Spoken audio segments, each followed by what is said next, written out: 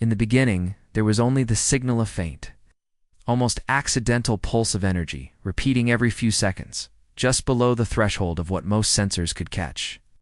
But in the midnight quiet of Lunar Station Sigma, someone was always listening.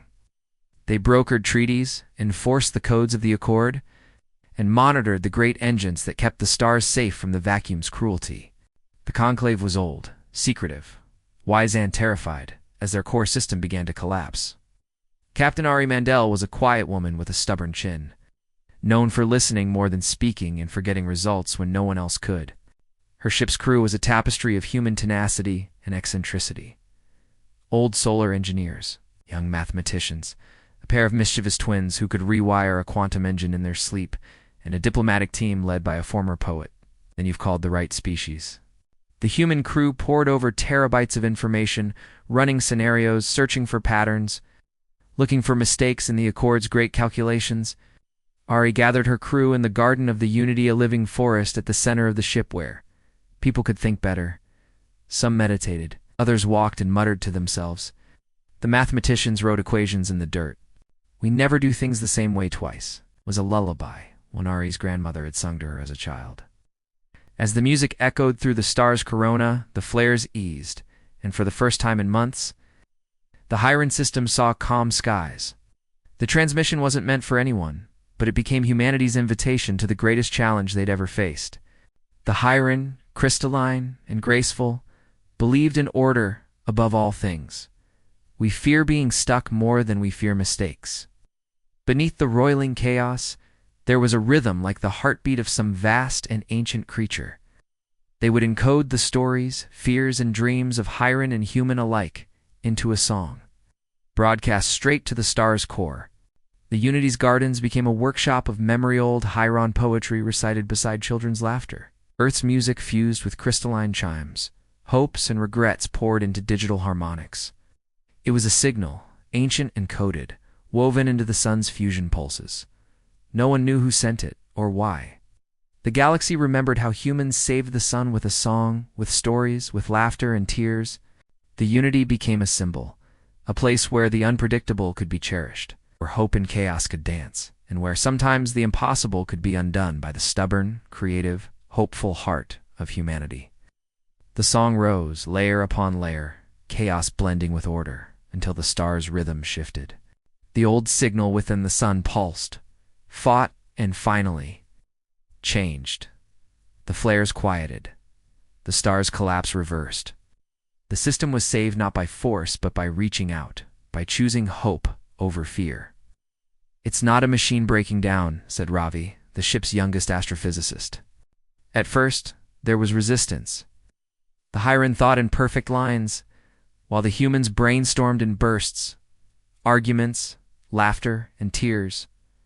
But soon, something changed. One Hyron, a young technician named Selin, watched as the Unity's twins bickered, then hugged, then solved a power flow problem by turning it upside down literally, by flipping the schematic. The crew decided to try something no Accord engineer would have considered talking to the sun. It's alive in a sense. It's listening. The lullaby was heard, but it needed more conversation, not a command. To them, humans were improvisers, dangerous precisely because they were so difficult to predict.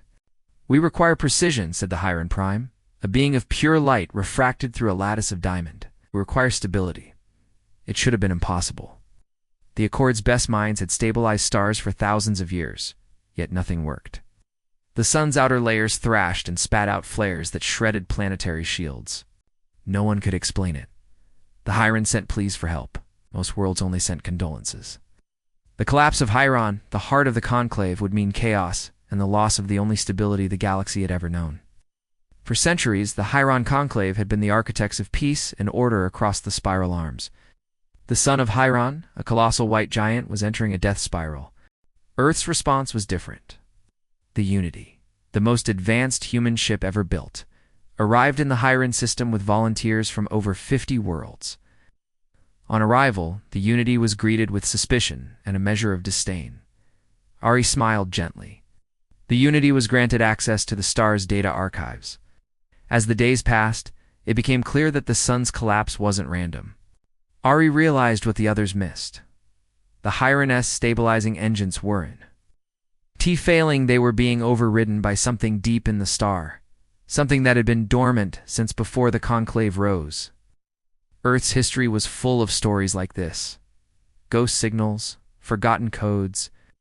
Humans had learned to love mysteries. Using the Unity's experimental core, they broadcast a simple human melody. It's modulated in quantum harmonics to match the star's inner resonance. But it wasn't enough. The sun's heart still twisted with the old signal. Ari opened the ship to the Hyron scientists.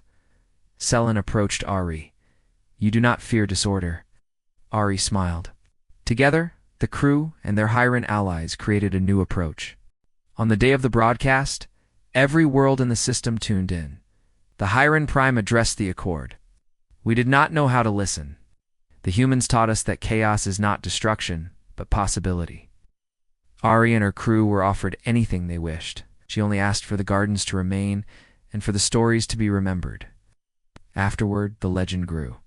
And somewhere across the light years, other ancient signals awoke and listened, waiting for the next impossible song,